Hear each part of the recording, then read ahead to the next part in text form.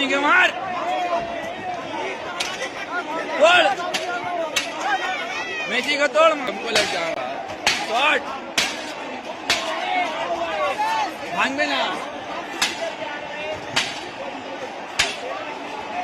ভাই দেখে ভাই আমাদের না লেখা কাম করে পুরো নিয়ে আসার জন্য পুরো মানুষকে ধোকা দিয়েছে সারা রাত লোক জেগে ছিল কোনো কিছু হয়নি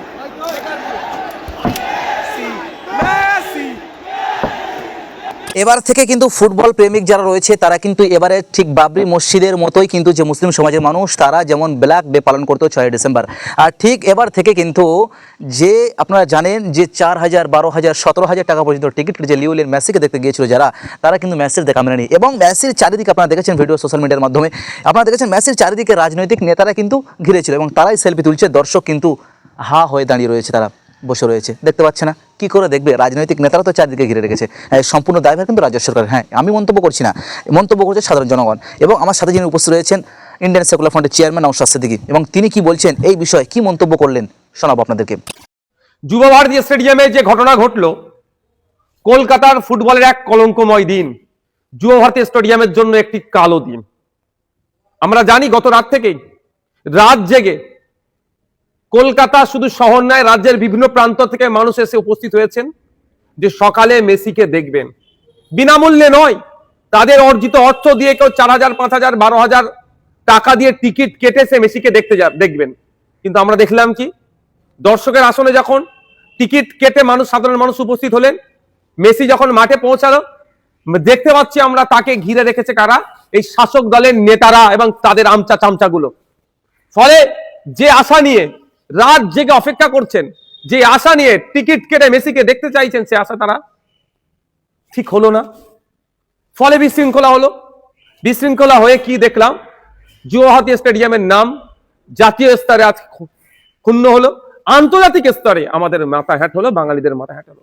এর সম্পূর্ণ দায় রাজ্য প্রশাসনের রাজ্য সরকারের তারা এই মন্ত্রীগুলোর সাথে সাথে যারা অর্গানাইজিং কমিটিতে আছে এ দায় এড়িয়ে যেতে পারে না যে এই সময় যখন সাধারণ সারা পশ্চিম বাংলায় ক্রীড়াপ্রেমীরা যখন প্রশ্ন করতে শুরু করেছেন সাধারণ মানুষ প্রশ্ন করতে শুরু করে দিয়েছে মমতা ব্যানার্জি তখন দেখলাম একটা পোস্ট করলেন পোস্টে তিনি উল্লেখ করছেন যে ওই মেসির কাছে তার স্পোর্টস লাভার্স এন্ড তার ফ্যান্সদের কাছে তিনি এই ঘটার জন্য তিনি দুঃখ প্রকাশ করছেন। কেন একজন মুখ্যমন্ত্রী দুঃখ প্রকাশ করবেন? সাথে সাথে দুঃখ প্রকাশ করে তিনি একটা ইনকোয়ারি কমিটিও দুঃখ প্রকাশ করে তিনি একটা inquiry committee under the chairmanship of justice retired যিনি আছেন Asit Kumar Roy sir chief secretary এবং additional chief secretary home and hill affairs ডিপার্টমেন্টের এর দিয়ে একটা কমিটি বানিয়ে দিচ্ছেন। ইনকোয়ারি কমিটি বানিয়ে লাভ কি হবে? মমতা ব্যানার্জি এই ধরনের কমিটি ইতিপূর্বে মানে শয়ে বানিয়েছে। লাভটা কি হচ্ছে সোসাইটির? ইনকোয়ারি কমিটির ফিডব্যাক কি আছে? মমতা ব্যানার্জি এর মধ্যে কোনো ডিউরেশন পিরিয়ড উল্লেখ করে দেয়নি যে 15 দিনের মধ্যে ইনকোয়ারি কমিটি ইনকোয়ারি করবেন করে এই যেগুলো যা আসবে ব্যবস্থা গ্রহণ করা হবে। শুধুমাত্র যে ক্ষোভ হয়েছে ক্ষোভকে প্রশমিত করার জন্য তিনি একটা আইওয়াস করলো। আমরা ভুলে যাচ্ছি না আনিসকে যখন খুন করেছিল তখন সারা রাজ্য উত্তর তখন ইনকোয়ারি কমিটি অনেক ইনকোয়ারি কমিটির গল্প শুনিয়েছে মমতা ব্যানার্জি। এটা দিয়ে হয় না শাক দিয়ে মাছ ঢাকা যায় না মমতা ব্যানার্জি মহাশয়া।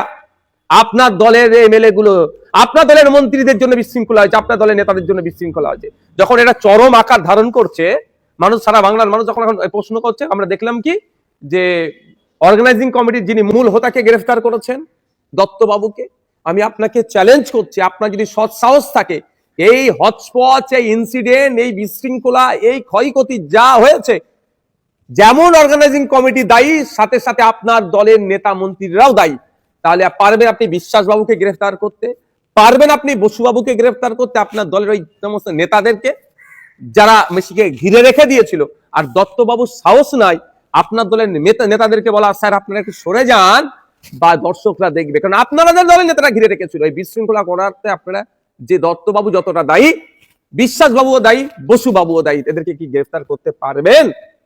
আপনি এই গ্রেফতারটা সাপের মুখেও চুমু হলো ব্যাঙের মুখেও চুমু হলো যখন বাঙালি মননে ক্ষোভের বহিঃপ্রকাশ হচ্ছে দেখতে পাচ্ছেন আপনি বুঝতে পারছেন সেই সময় গ্রেফতার করে একটু ক্ষোভকে একটু প্রশমিত করতে চাইছেন আর এই অরূপ বিশ্বাস সুজিত বসুদেরকে আপনি আড়াল করার চেষ্টা করছেন।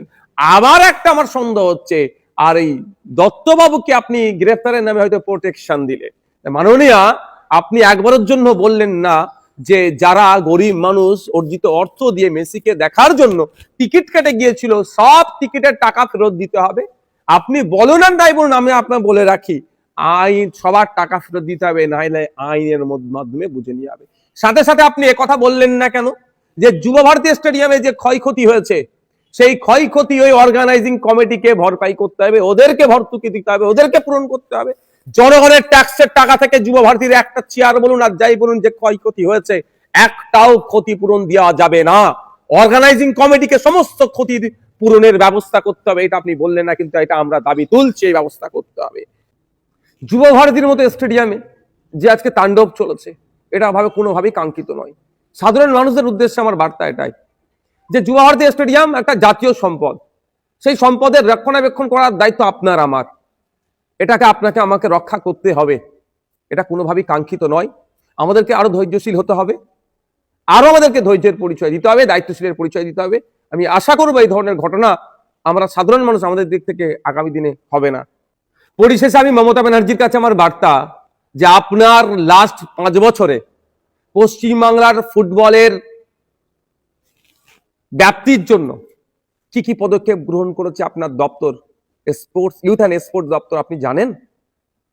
একটা সময় ছিল ভারতীয় ফুটবল টিমে 8 থেকে 10 জন বাঙালি ফুটবল প্লেয়ার থাকতো, আর এখন খোঁজ নিয়ে দেখুন ভারতীয় ফুটবল টিমে একটাও বাঙালি প্লেয়ার আছে কি না নয়। এই দুরবস্থা কেন? আজকে বাংলার ফুটবলাররা উঠে আসছে না কেন?